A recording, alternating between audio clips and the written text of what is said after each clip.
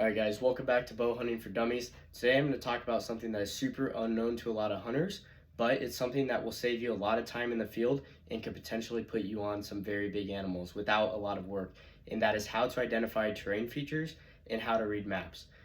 This is a very important skill with the introduction of Onyx and other electronic softwares, and you'd be surprised how many people pull up Onyx and they look at the map but they don't dive any deeper into it, and you'd be really surprised at what you can do just with a little bit of basic terrain identification knowledge and how to read contour lines. This is very important. It can help you, it'll be easier access, it'll help you find better habitat, and at the end it'll help you be more successful in your hunts. So in this video I'm going to talk about the 5 main primary terrain features and the 3 secondary terrain features. After this video I'll pull up my Onyx and I'll share my screen and I'll show what these features will look like on a map. And then in the last video I'm going to talk about how you can use these features, what features to look for when looking for animals, and what features might have better habitat and might hold more wildlife. So the first thing I'm going to get into before I get into the terrain features is contour lines. So if you pull up a map and you hit the topography option, the map will just be covered in lines. And to a lot of people that will be super kind of overwhelming and you're not really sure what to look at. Pretty much the simplest way to break it down for dummies is the contour lines show changes in elevation. So there'll be brown red lines and you'll see them all over your map, and all of those lines are the same amount of distance apart. So for the sake of the example, your map will depend and it will have a scale on your map. So each line is, we'll say, 10 meters apart. So you have a line here and a line here. These 2 lines are 10 meters apart.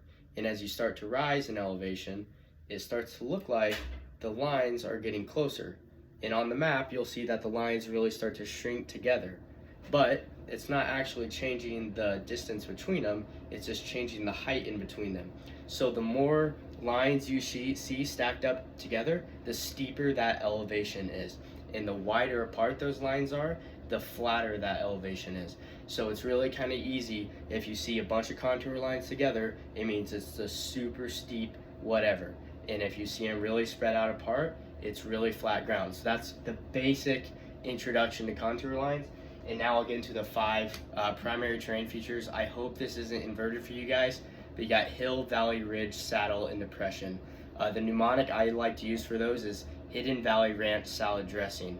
And just a fun, easy way to remember it, but these are your most basic terrain features that you will see on a map, and all other terrain features come from one of these. So just kind of these crude drawings I have to show kind of what they look like. I'll dive more into that in the other video, but a hill, you can see how your contour lines are closer together near the top. This is a change in elevation. So these are all the same amount of distance apart, but since they're getting closer, you know that it's an incline up.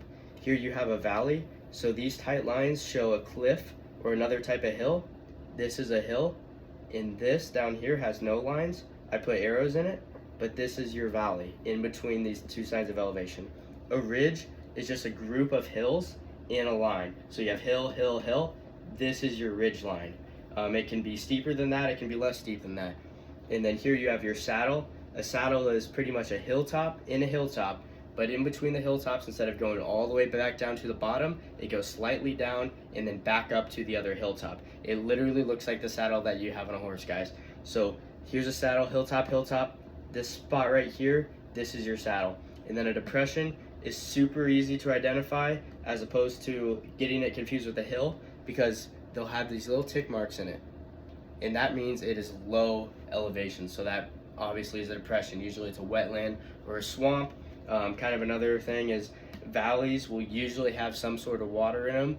And yeah, so that's kind of pretty basic way to identify those. And then your, I didn't draw these, but your secondary terrain features are spur, draw, and cliff. So all those I'll really dive into on Onyx, but a spur is like a pretty much a spine that comes off of a hill. And then a draw would be between 2 spurs, usually a creek bed of some sorts with kind of steeper elevation on the sides. And then a cliff obviously is your straight drop off, but I'll dive more into those in the next video.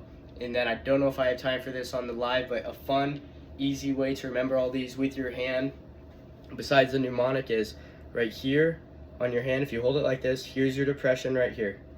You flip your hand like this, each one of your knuckles, there's your hills.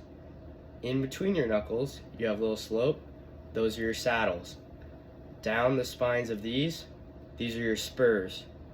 In between them are your draws. Spread it out a little bit more, you got your valley.